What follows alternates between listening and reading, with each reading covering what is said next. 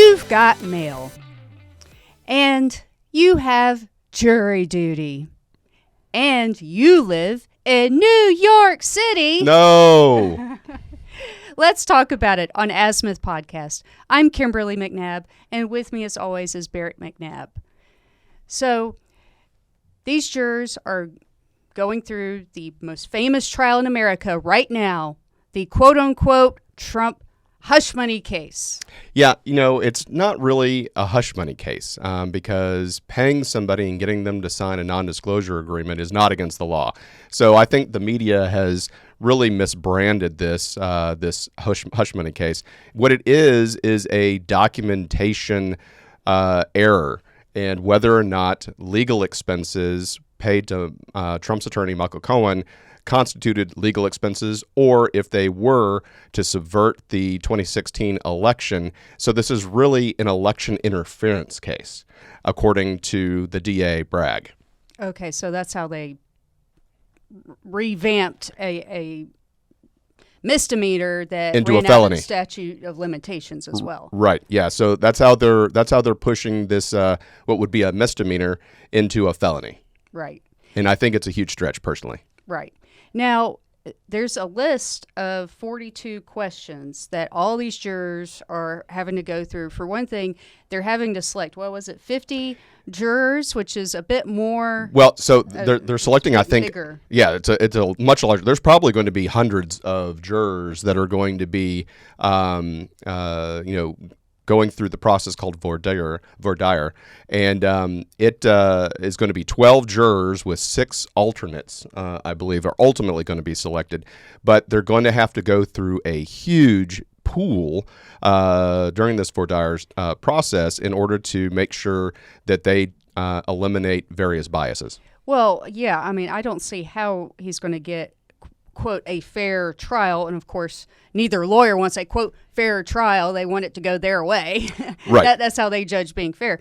But Trump is literally the most famous man probably in the world. I mean, he could be dropped off in the middle of Uganda and go, oh, it's the Don, So, right. Well, yeah, that's the big. And everyone has opinions one way or the other. Yeah, I mean, that's the problem, and Trump's attorneys have already raised the issue. They made a motion to have the judge recuse himself from the case because he's a strong Democrat. His daughter is a strong Democrat, and feels that the judge himself wouldn't be able to be impartial. They've asked for a change of venue to get the trial out of Manhattan. Because on the by and by, there are probably a ton of Democrats in New York City, and he's probably not going to get an opportunity to have an unbiased jurist pool. Yeah, exactly, and that's why they need such a large pool. So, Barrett, what are some of the questions? Yeah, so there's 40. So there's 42 questions, and some of them are really benign. I'm going to read one verbatim just to show you how it's being worded. But without telling us your address, in what neighborhood do you live? For example, Upper East Side, Lower East Side, Inwood, etc. How long have you lived there? Are you a native New Yorker? If not, where did you live previously? And then it has questions of like what do you do for work? If you're retired, what did you previously do for work? So a lot of these are just benign getting to know you questions. Could be some implications like which neighborhood of New York City do you live in? Sure. I'd imagine some are a little more, on average, a little more left-leaning than others. And then, it's New York, so I'm just generalizing outside of New York based on my experience, but older people tend to be a little more conservative. But again, it's New York. Yeah. Yeah, I mean, of the Could be old boroughs, school Democrats. there are Republican strongholds in some of the boroughs of New York City. And so they're probably trying to feel you out. Exactly. But, some of them get a little bit more detailed, and it's how do you consume your information? And so I'm not going to read this verbatim because it's long, but it's which of the following print, cable, or network programs or online media, such as websites, do you watch? New York Times, USA Today, Fox News, podcasts, TikTok. And so they really want to know how you get your news. And it's a great lead into our video last week on whether or not reading the news or podcast. We'll put a link up here to that video. But still, they want to know how you get your news. Well, and which ones you subscribe to. Sure, because there's biases in the media. Well, I mean, I think everyone's going to have at least a little bias, or at least anybody who watches or reads about the news at all. Some people don't. But I think the bigger question is going to be, how can we root out the most extreme people, whether they're, QAnon, ultra MAGA, Trump only type of voters, or are they Orange Man bad, Marxism good, type of people. And I do think, does that list include who they voted for? Yeah, it says, who did you vote for? And then it also talks about, do you even follow Trump on social media? Now, there are people who follow Trump on social media in order to directly criticize him. Right. And there's people that follow Trump on social media because they like what he puts out. So there's, going to be a mix. So I don't understand. I guess the bias there is, if yes, I follow Trump on social media so I can criticize him, well, then they know that you are biased anti-Trump. Right. Well, I mean, like, some people watch The View just so they can take out clips and make fun of them. Right. Yep, that's true. It's the flip side. A lot of people are guilty of doing that type of thing. Yeah, it's amazing for a group of ladies named Whoopi, Joy, and Sunny, just how negative they are. Yeah, they're very vicious, but the names are very deceptive. Exactly. So, this is an interesting one.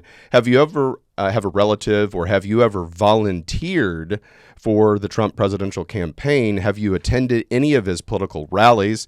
And this is a really long question. I'm not going to read it all to you, but have you ever signed up for one of his newsletters or anything like that? And this is very detailed how they want to get into the weeds on whether or not you're going to be able to be unbiased, or to weed out if you are biased. Yeah, I listened to the Dersh Show with Alan Dershowitz. Right. And he defended, I believe, Trump in one of his impeachment, was it? Right. Yes. Now, he did not vote for Trump, and okay. As of right now, he doesn't plan to. But he covered some of the questions, and he's taught law at Harvard. He's been in the legal field for 60 years. Right. And he said that if you're going to ask a question about Trump, you also need to ask it about Biden. One of the questions he had was, do you have strong opinions about Trump? Well, okay, a lot of people do, but then goes on to say, do you have strong opinions about Trump that would interfere with your ability to be a fair and impartial juror? And it's kind of I don't know if you want to call it a leading question, or if it's not really a question, it's more of an answer. So it's not a very good question. Well, interesting that question. That was number 42. And yesterday, approximately 50 people raised their hand and said, yeah, I can't be unbiased about this trial. And, good for them. Yeah. That's a group of people with integrity that, at least they said, look, I can't be unbiased. And by self-identifying yourself, obviously, I don't agree with you that you're probably with your political persuasion, but still you have integrity, and good on those 50 people. But like I said, to have 50 people just on question 42 just get dismissed, they're going to go through a lot of people. Right. And also people need to answer that, these questions honestly, Sure. Because I would imagine that the lawyers are going to go through people's social media and, figure it out. Yeah, for a typical trial during this voir dire process, there are X amount of people in the jury pool. Each state and county are going to have different numbers, but I want to say approximately 50, and the prosecution and the defense are going to get a set number of automatic strikes.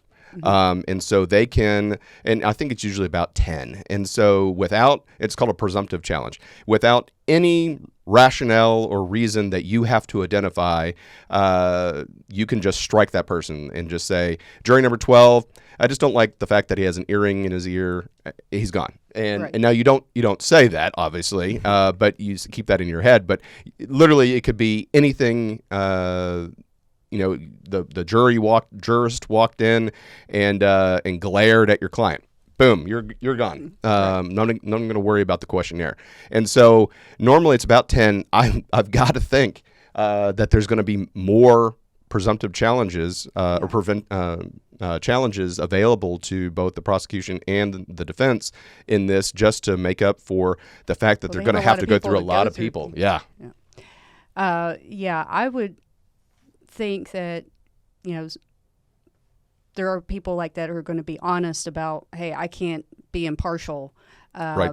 But there may be some people who lie to get on this because I want Orange Man to go down.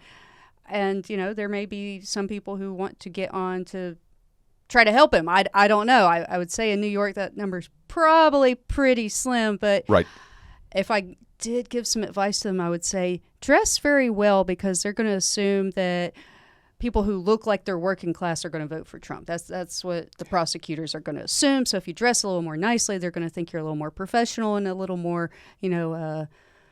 college-educated left-wing. Right. Well, and that's a great point, because a lot of courtrooms have a dress code. So you're supposed to anyway. And you're supposed to dress appropriately for your summons. But still, this is just going to be absolutely incredible to see how this trial progresses. I mean, just the very beginning of it, of jury selection, is just a dog and pony show, for this. And then we're going to have their key witness, Michael Cohen, is going to be testifying, but he's already been convicted of perjury, lying to Congress. So the Trump attorneys are going to say, look, you're taking the testimony of a convicted liar, to do this. This is such a stretch. The federal government declined to prosecute. And so now we have a state DA, or a city DA, that's trying to make this legal stretch and do some intellectual gymnastics in order to make this shoe fit on Trump's foot. Yeah, well, I hope the jurors understand what a stretch it is. I hope that is presented to them. Yeah, if they get wrapped around the axle of Stormy Daniels and sex with porn stars and things like that, Make it incendiary. Yeah, that is just, you're not able to see the forest through the trees, and you need to concentrate on whether or not the business entries for legal expenses was accurate or not accurate. And again, it's been stretched for the misdemeanor of whether the business entry was accurate and inaccurate, all the way to the felony of, did he do this to do election interference? Well, even one of the questions is, have you or anyone in your family worked in accounting or finance? Right. So, I would imagine the prosecutors would love someone who answers yes to that. Yeah, exactly. I mean, there was an instance where I was in a mock trial, and it was for attorneys to practice, while they're in law school and things like that. And so I was on the jury panel, and a question got asked: is it possible that law enforcement could lie? And I was the only one that raised my hand and said, it's possible that law enforcement could lie. And so he asked a follow-up question to that and explain yourself.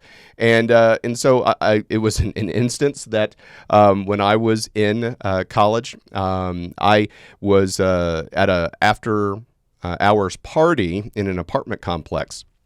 And it was just a keg party, and it was in a set of apartments that were kind of formed a U, and there was a grass area on the inside, and everybody's having a good time. And all of a sudden, I get hit with a floodlight, and a hand is on my shoulder, and I turn around. It's a police officer, and he says, "I need your driver's license." And I said, "No problem, officer. I'm over 21."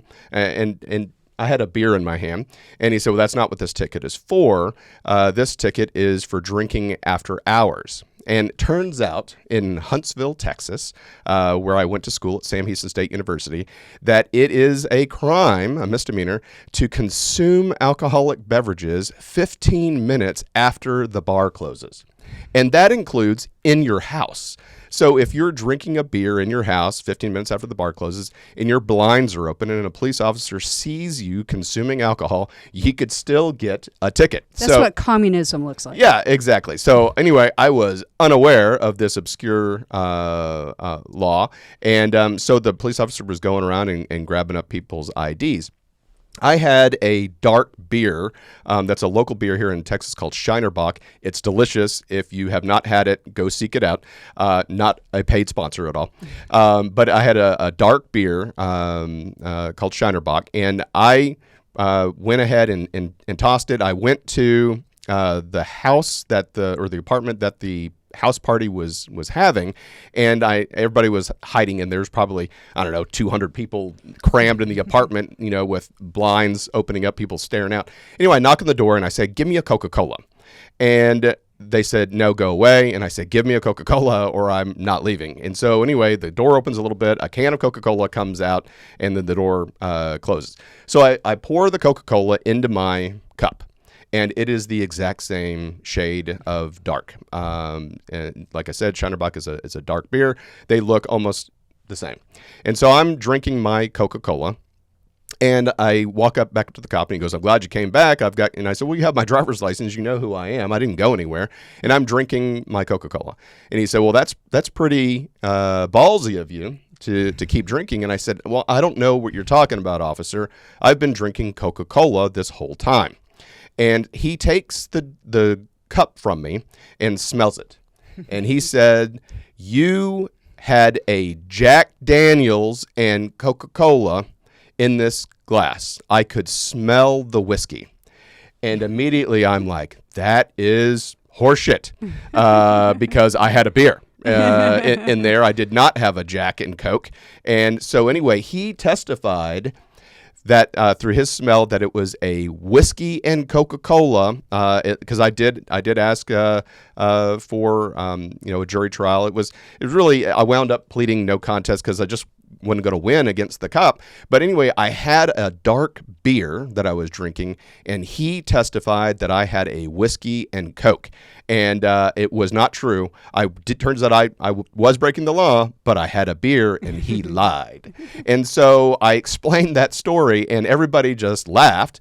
But it's true. I mean, is it possible that a law enforcement officer lies? Well, yes, they're human. Yes, they're human. We're all human beings. We're all flawed. And yes, we all lie at some point in our lives. But if you're still out there and you're still in law enforcement, it was not a whiskey. You lied. You perjured yourself on the stand. I had a beer and not a whiskey and Coke. But still, this is just going to go to the crux of how divided we are as a nation. And this is going to be a little teeny microcosm of that, except it's heavily weighted against Trump. I just cannot believe that they're going to find 12 perfectly unbiased people, and 6 unbiased alternates. I mean, the best that they're going to be able to do is find people that don't really follow politics, right? And people that aren't extremists one way or the other, right? I mean, yeah. So we saw this, and this is going to be ongoing. Well, I'm sure we'll get a number of opportunities to talk about this in the future. But day 1 is down, and now we're on day 2 of this dog and pony show. So thank you so much for watching Azimuth Podcast. Please stay tuned after these messages. Hi, everyone. Thank you for listening. If you enjoy our show with all the stories we share, we would love your support. And it's as easy as clicking that subscribe or follow button. This will ensure you never miss an episode and keeps us bringing you these important stories. Your support makes a huge difference. Thank you so much for being part of our podcast family. Thanks, and keep tuning in. Do you ever feel that the government doesn't truly represent you? Let's talk about it on Azimuth Podcast. I'm Kimberly McNabb, and with me is my husband, Barrett McNabb. So over the weekend, you cannot have missed this news. Iran launched 300 projectiles consisting of ballistic missiles, drones, and rockets in a direct attack against Israel. Now, Israeli had a layered defense and a coalition of forces that were shooting down and intercepting these. You had U.S. aircraft, U.S. destroyers, British aircraft, French aircraft, even the Jordanians intercepted missiles because the missiles were flying over their airspace. And it's not well announced, but there was a strong feeling that the Crown Prince of Saudi Arabia had quietly given permission to utilize Saudi Arabian airspace if it was needed. So a broad coalition of assistance to Israel to intercept all of these projectiles, and 99% of them were intercepted. So there was very little damage that was done. But this has caused a greater kind of outcry of people that are supporters of Iran's proxies throughout the world. Hezbollah, Hamas, the Houthis as well. And so there's been a increasing call for Iran, and specifically, I don't like saying Iran, but the Islamic Republic that governs Iran to go to war with Israel.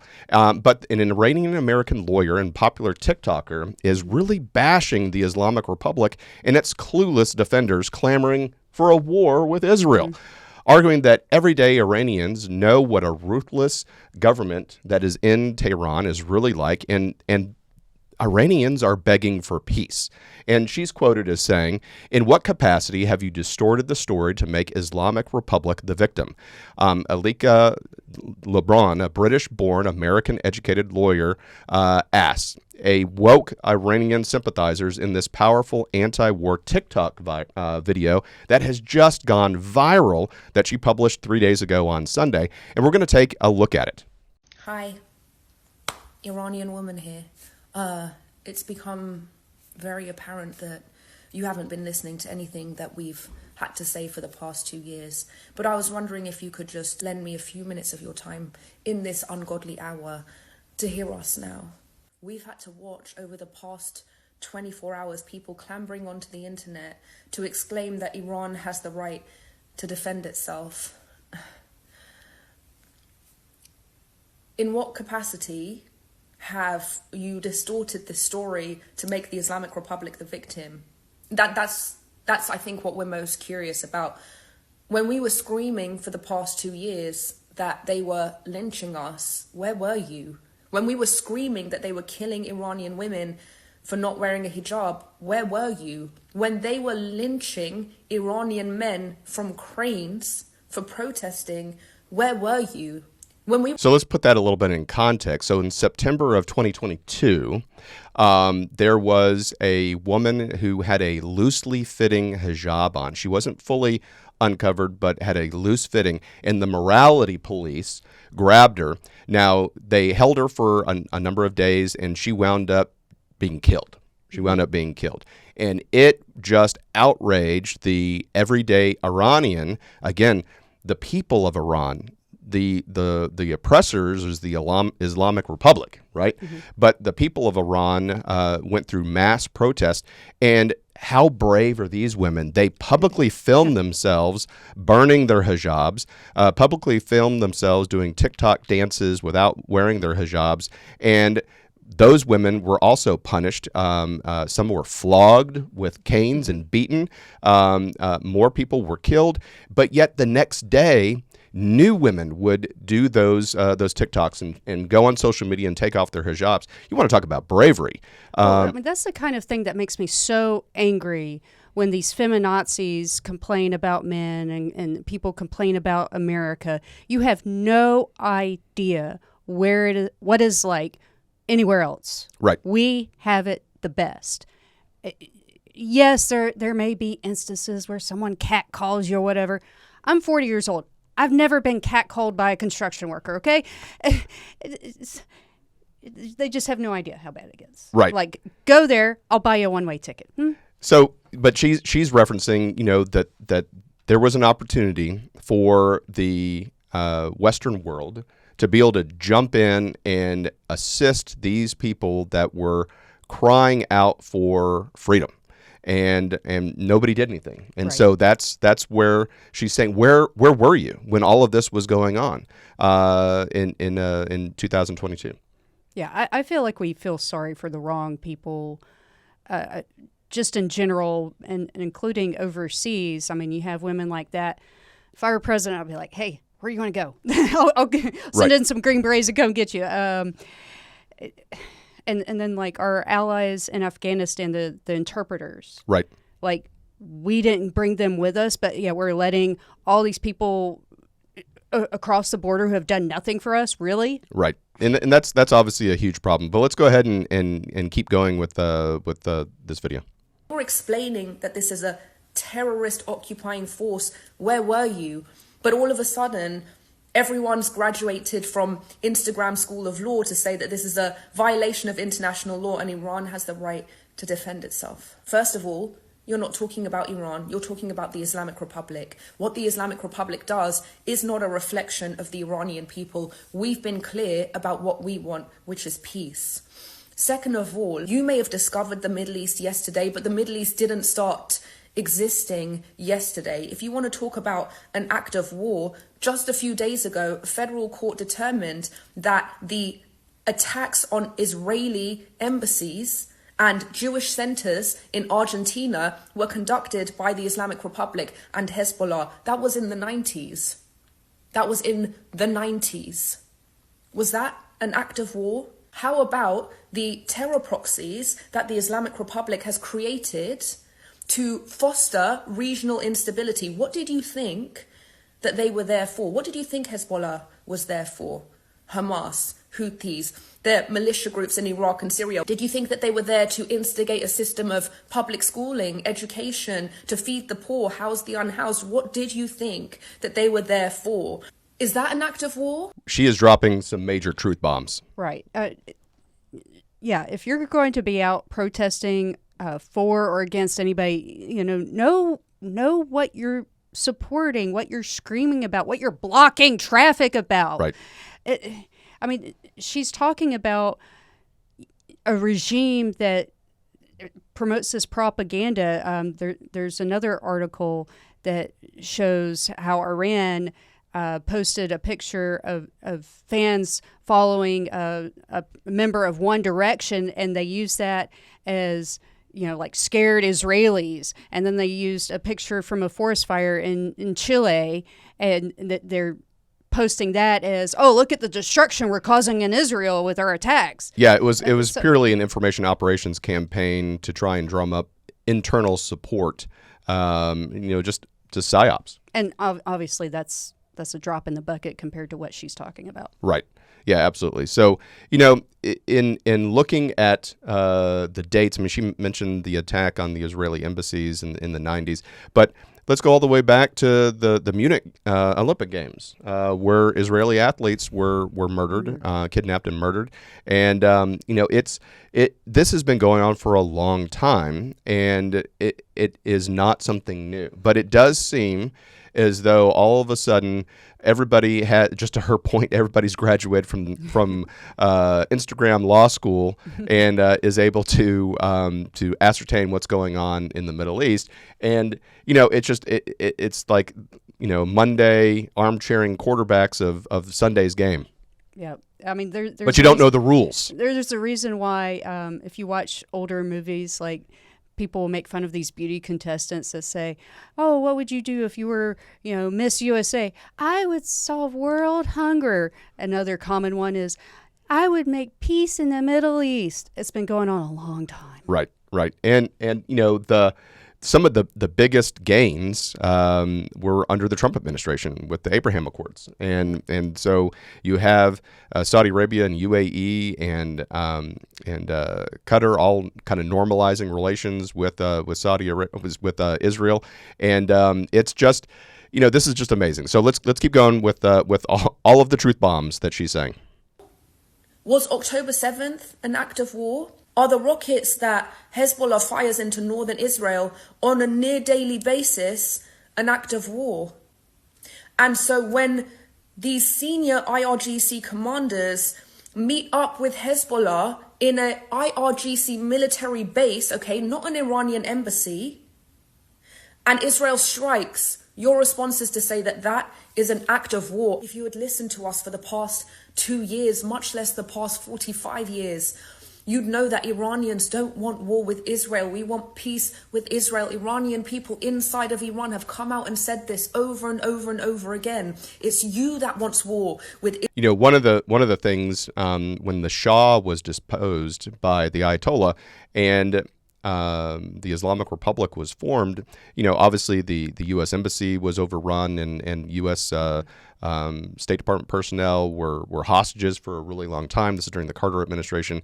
And the problem with that is the Iranian people, it used to be just a full-blown Western civilization. You had women wearing miniskirts in the 1960s in Tehran, and people were wearing makeup, and you know, alcohol was being consumed and things like that. And it was a small amount of people, the Islamic extremists, that took over the country. And the Shah made the decision not to fire on his own people, and so he abdicated, and the Islamic Republic was formed, and the Ayatollahs took over. So, you know, that's what she's talking about 45 years of the Iranian people being repressed. Yeah, I mean, it and just shows oppressed. you how damaging, you know, a small group of people they may be, but they're the loudest people in the room. If you let them take over, it's just nothing but chaos. It's like having a class full of kids and having the two loud ones dictate what happens. Israel, it's your hatred for Israel and your hatred for Jews that's pulling us into a war that we didn't ask for. Have we not suffered enough for the past 45 years that we now have to be used as pawns for your fantasies about war with Israel? Leave us alone. We don't want that. So if you want to support the Islamic Republic in putting Iranians' lives at risk and everyone's lives at risk, they just killed a 10-year-old Bedouin boy for this. Is that what you wanted? Then just come out and say that with your whole chest. Say you support the Islamic Republic in their continued aggressions that put everybody's lives at risk. But don't say Iran. For 2 years, we asked you to come out and say free Iran. And now you want to speak up to put our lives at risk and say go to war, Iran. You are no friend to the Iranian people for that. Yeah, that's a great point. So it's people that are outside of the sphere of influence yelling inside to dictate what happens, right. And you have no skin in the game. You're any knowledge. Or that's a great point. No knowledge, but you don't have any skin in the game. Iran, please go to war, but you're not there. You're not there.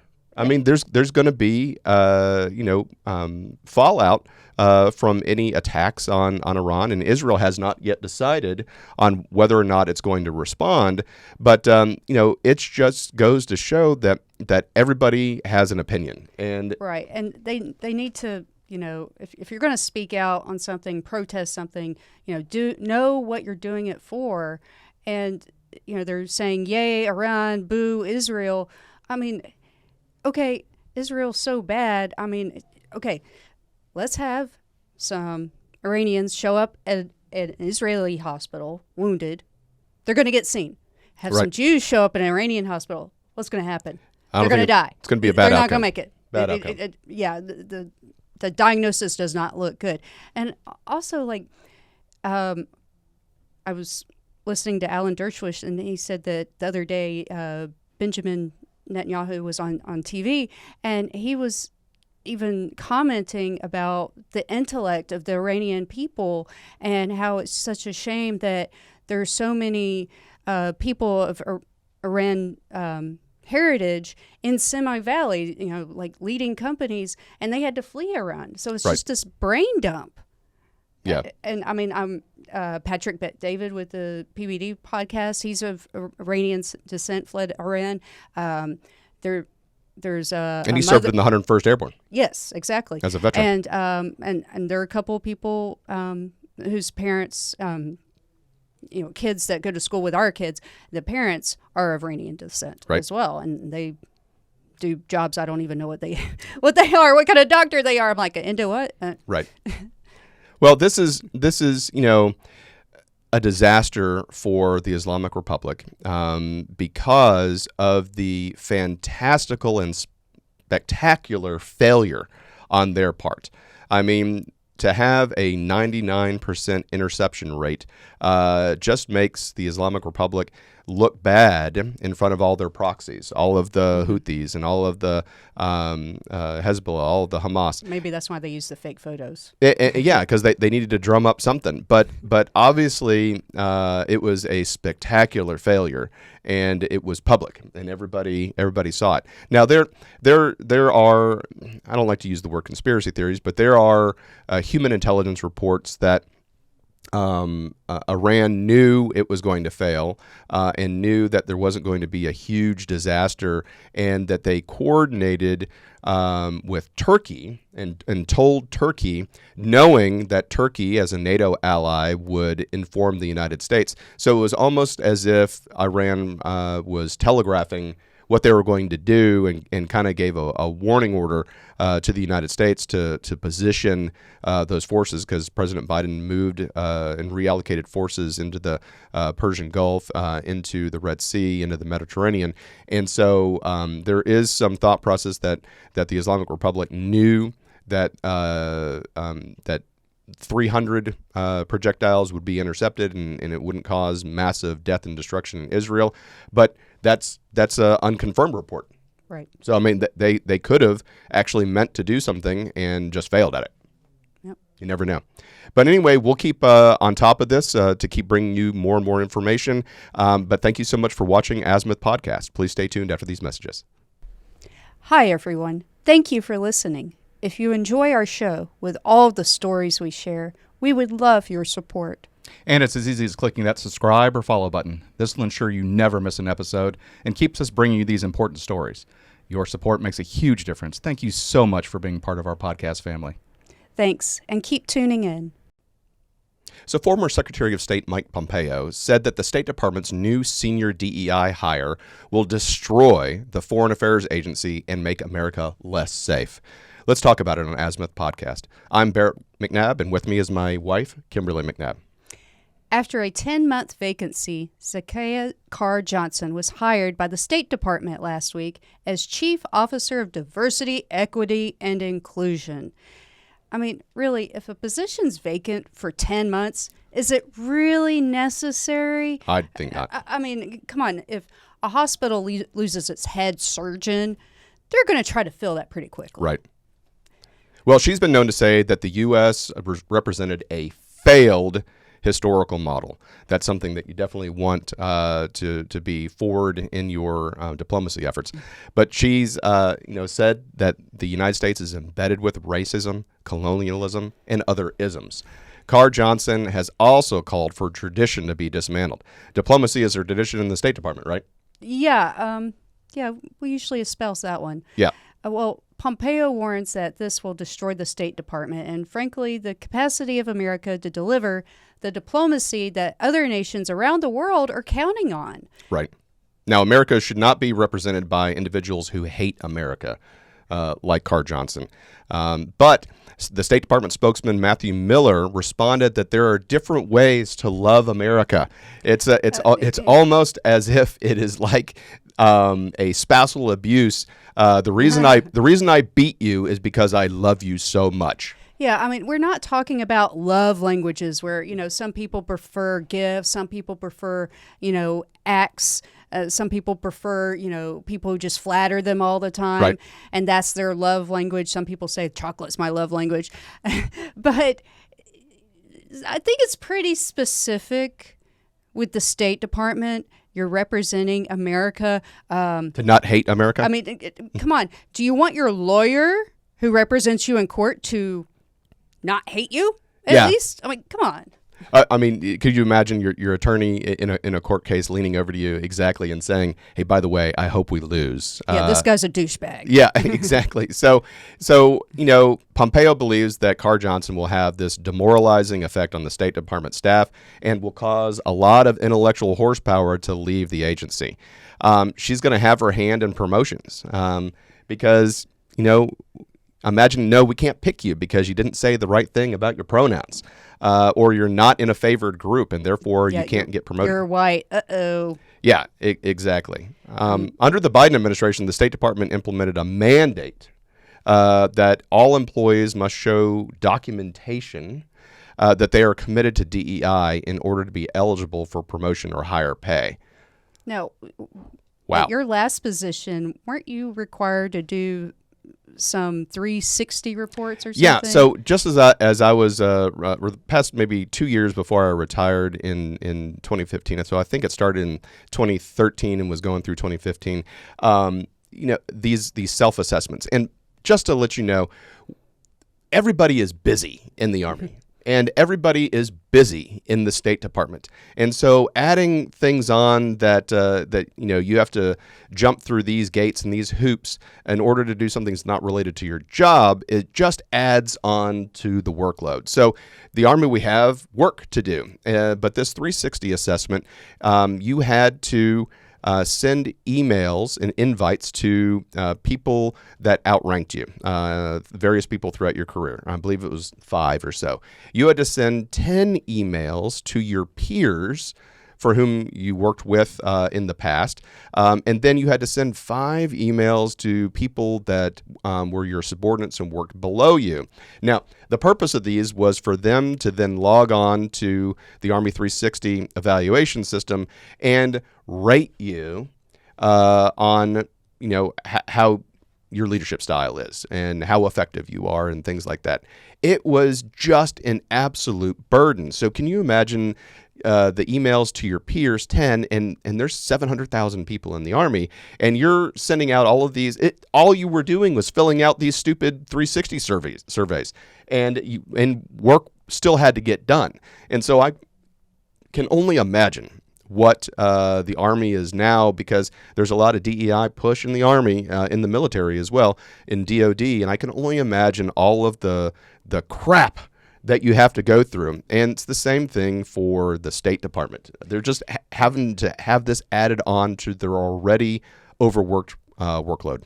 Well, even if someone likes the whole DEI push, you have to acknowledge that human beings can only juggle so many things. And typically people can get a little resentful when you add to their list of things to do. They don't want more work to do if they're already busy, especially, or even if they're not busy, they still don't want more work to do. But even if you like DEI, people can only prioritize so many things. We can only have so many spinning plates up in the air.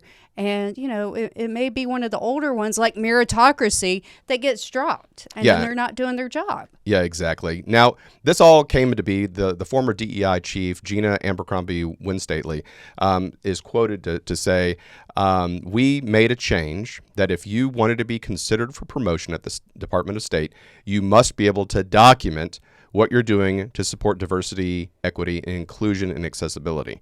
This is going to be how you are judged for promotion.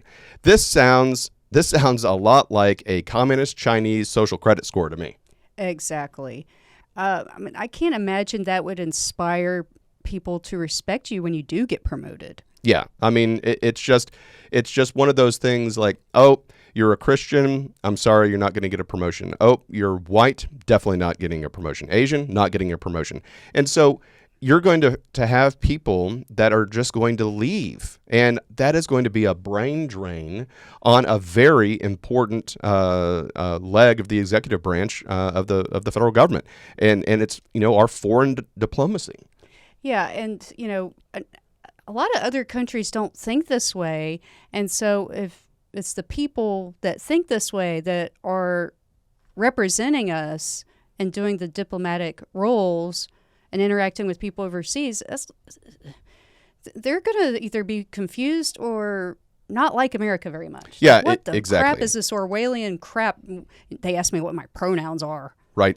And the problem here is Biden has made it more difficult for these federal employees to be terminated. And that's one of the things that Trump is campaigning on, is that he wants the ability to weed out some of these long-term civil servants that have just been embedded in their particular agencies, and this would be an example of that, I would think. I mean, but what does Zakiya Carr-Johnson stand for?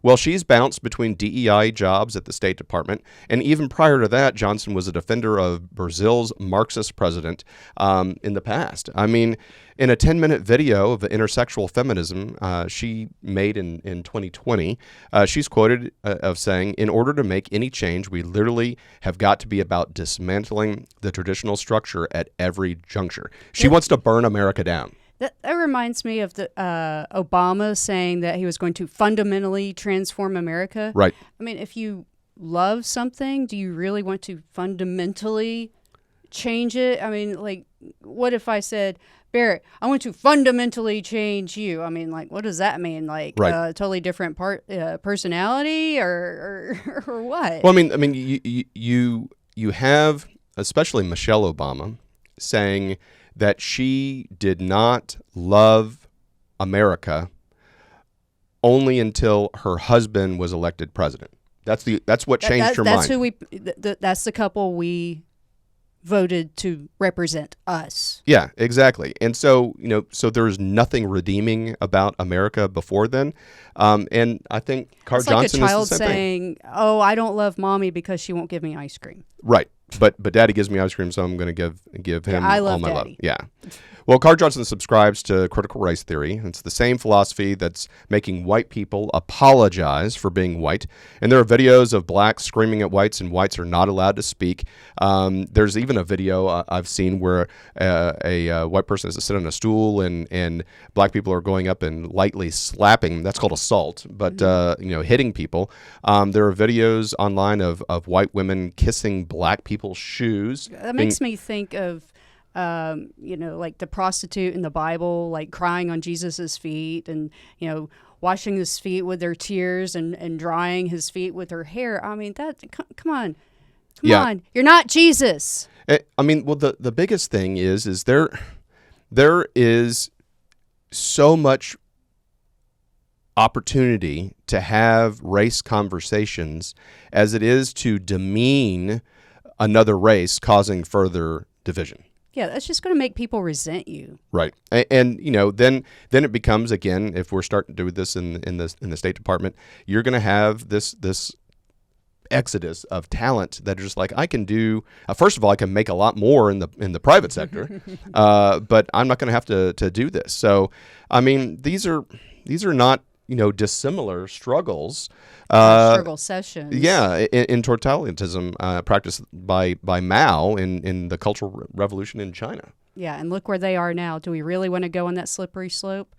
I mean, these struggle sessions are intended to humiliate and break down a person. Well, okay, if you're making white people apologize for being white, yeah, that's kind of breaking them down, forcing compliance with one's thoughts and speech, and breaking down independent thought. Well, you can't speak out against it. So right, because you'll get ganged up on. But DEI just divides people into groups and pits them against themselves. And again, that is not a strength. Unity of effort and all of us going to the same goal is a strength. Yeah, Benjamin Franklin said, "We can stand together, or together we fall." Right. I think is what he said. Yeah, exactly. But the getting divided up is similar to the lead up in the Cultural Revolution in China. In communism, divided families against each other, citing wives to complain against their husbands, having children report on their parents and neighbors report neighbors. And now with a security state that China's in and the social credit score, it is easier and easier to do that. You've got cameras everywhere, and people can tell on each other with an app. It's absolutely crazy.